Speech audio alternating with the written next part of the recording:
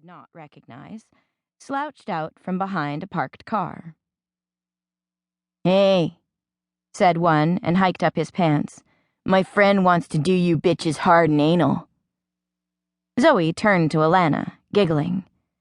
"What should I say?" Alana shrugged. She liked the look of one of the boys, his half-up, half-down mouth and red Nike jacket.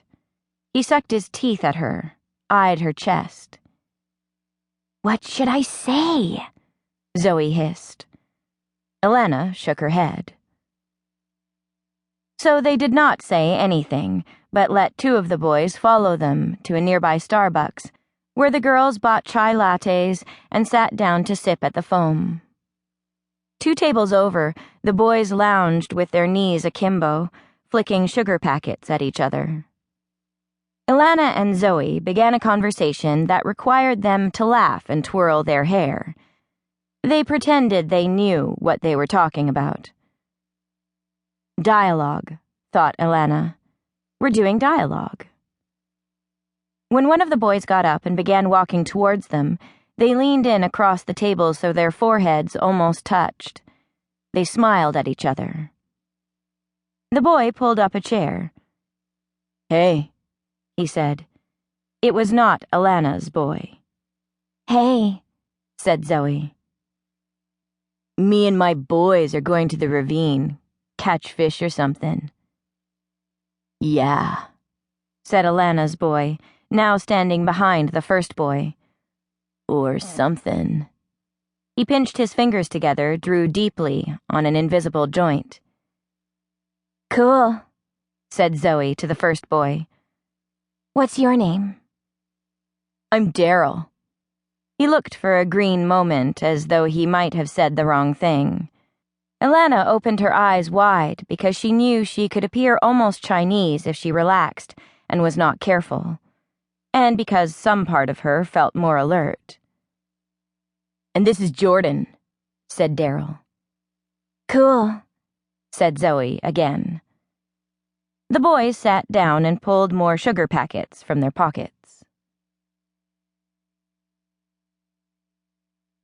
Susanna. Susanna could not remember the day of the murder, nor could she invent it, although she cast mightily back into her mind. This was bizarre, since memories, their particular bents and textures, were usually her strong suit. At home, they didn't really talk about it.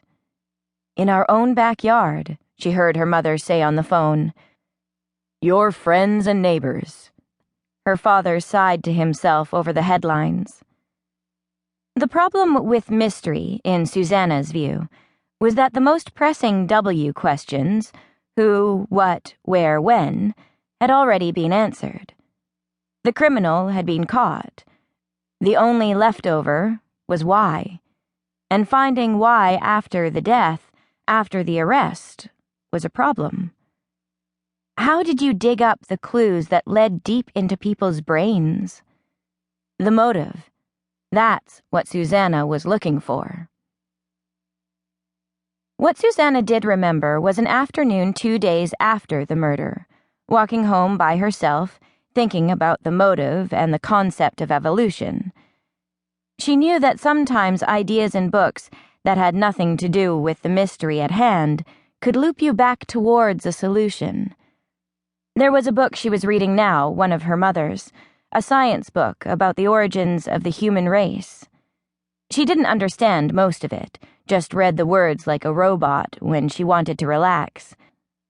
But there were a few pages that had stuck with her, a section explaining our ancestry, way back before kings and queens and ancient castles.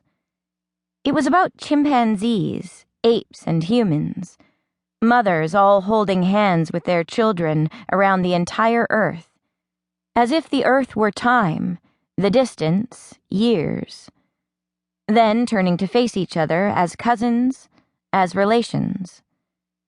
What the author was trying to show was that blood and time could not really separate us from the animals we were, and always had been.